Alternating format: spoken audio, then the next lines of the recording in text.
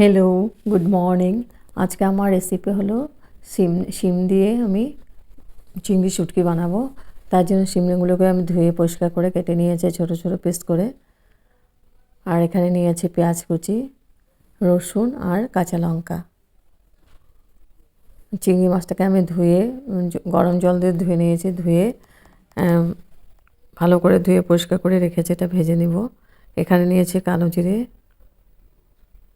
হলদি powder, নুন, Kashmiri chilli powder. এই দিয়ে আমি রান্নাটা করব। হেভি টেস্টি একটা রেসিপি। এবার আমি পেন বসিয়ে দিয়েছি। পেনের মধ্যে দিয়েছি জল। জলের মধ্যে দিয়েছি একটু নুন। শিমগুলোকে আমি সেদ্ধ করে নিব। খুব টেস্টি এই শিমগুলো। ছোট ছোট হয়, পার্পল কালারের। হেভি টেস্টি লাগে এই শিমটা খেতে। আর শুটকি মাছ দিয়ে বানালে, চিংড়ি শুটকি দিয়ে বানাবো, হেভি টেস্টি লাগে খেতে রেসিপিটা। তো আমার শিমটা সেদ্ধ করা হয়ে গেছে। এখন আমি গ্যাস অফ করে জল ঝরিয়ে শিমটাকে রেখে দেব। 10 মিনিটের মতো আমি সেদ্ধ করে নিয়েছি। সেদ্ধ হয়ে গেছে। এখন মিক্সিং জার নিয়েছি একটা। এখানে আমি পেস্ট করে নিব। দিয়েছি পেঁয়াজ কুচি, রসুন আর কাঁচা লঙ্কা।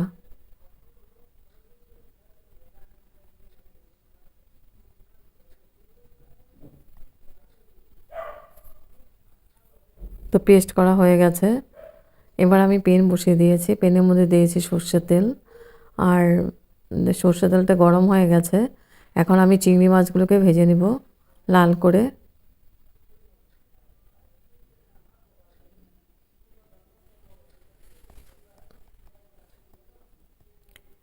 হেভি টেস্টি লাগে আর এই গরম গরম ভাতের সঙ্গে খুব ভালো লাগে খেতে। তো আমি চিংড়ি মাছটাকে খুব ভালো করে লাল করে ভেজে নিচ্ছি।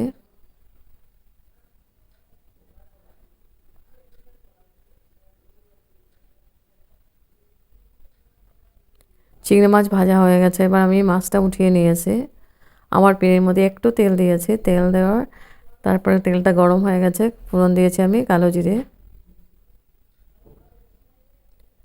কালো জিরেটা হয়ে যাওয়ার পরে আমি দিয়ে দিলাম পেস্ট করা পেঁয়াজ, রসুন আর কাঁচা লঙ্কা।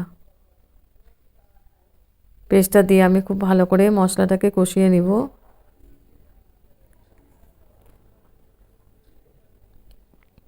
এখানে আমি চিংড়ি মাছগুলো ভেজে রেখে দিয়েছি। আর শিমটাকেও সিদ্ধ করা আছে শিমটা।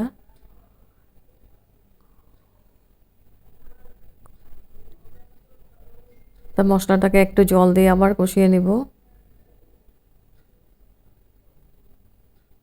মিক্সিং জারটা ধরে আমি একটু জল দিয়ে দিলাম। জলটা দিয়ে আবার মশলাটাকে কষিয়ে নিচ্ছে।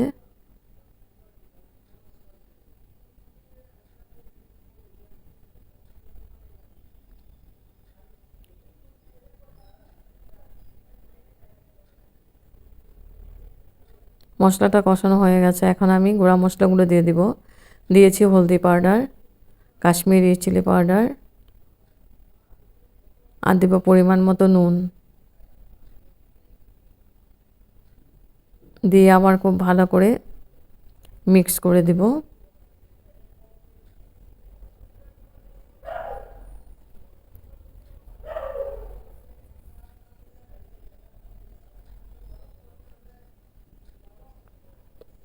তো মশলাটা খুব ভালো করে কষানো হয়ে গেছে। আর একটু জল দিয়ে দিব আমি। একটু সামান্য পরিমাণ জল দিয়ে আবার মশলাটাকে কষিয়ে নিব। তাহলে পেঁয়াজ আর রসুনের কাঁচা গন্ধটা থাকবে না। যত কষানো যাবে তত টেস্টটা ভালো হয়। সামান্য পরিমাণে জল দিলাম। আর এরকম কষিয়ে কষিয়ে রান্না করলে তেলটাও কম দিলে হয়। আমি সামান্য পরিমাণে তেল দিয়ে বানিয়েছি। জলটা দিয়ে আবার খুব ভালো করে মশলাটাকে নাড়াচাড়া করে দিচ্ছি।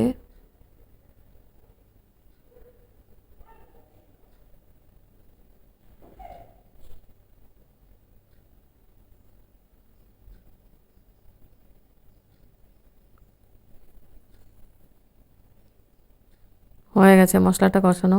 মশলা থেকে তেল ছাড়তে আরম্ভ করেছে। এখন আমি শিমগুলোকে দিয়ে দিব।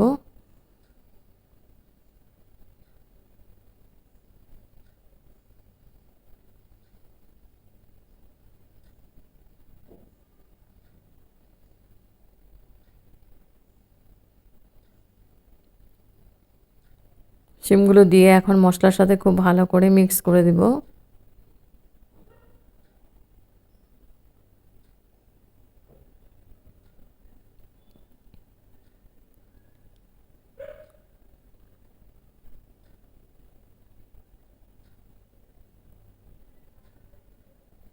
খুব ভালো করে মিক্স করে দিয়ে আমি আবার ঢেকে দিব 5 মিনিটের জন্য।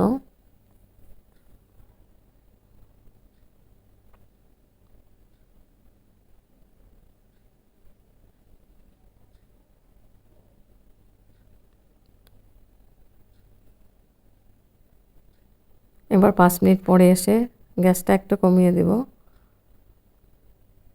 গ্যাসটা কমিয়ে দিলাম, 5 মিনিটের জন্য ঢেকে দিয়েছিলাম। এবার 5 মিনিট পরে এসে আবার নাড়াচাড়া করে দেব। আর শিমগুলোকে আমি ভেঙে ভেঙে দেব, আস্তে আস্তে থাকবে না, এটা মাখা মাখা হবে। এটা এখন আমি চিংড়ি মাছটা দিয়ে দিলাম, ভাজা চিংড়ি মাছটা দিয়ে এখন আমি একদম ভালো করে মিক্স করে দিব। আর শিমগুলোকে আমি পুরা ভেঙে ভেঙে দিব, যাতে এটা শিমগুলো আস্তে আস্তে না থাকে, মাখা মাখা হয়ে যায়।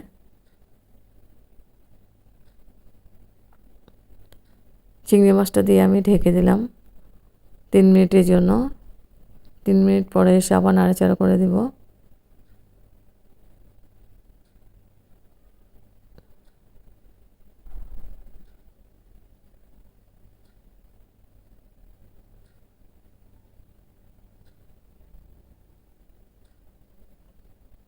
খুব ভালো করে আমি মিক্স করে দিচ্ছি।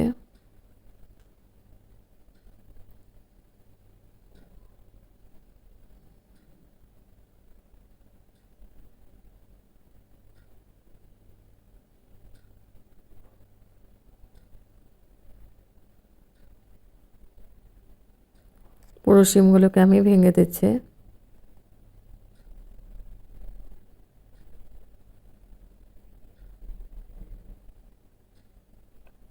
স্টিমটা বাড়িয়ে দিয়েছে যাতে এটা মাখা মাখা হয়ে যায়, জলটা থাকবে না।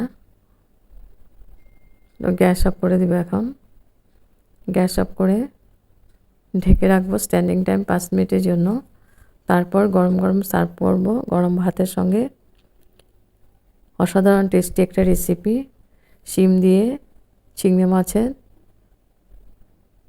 রেসিপি।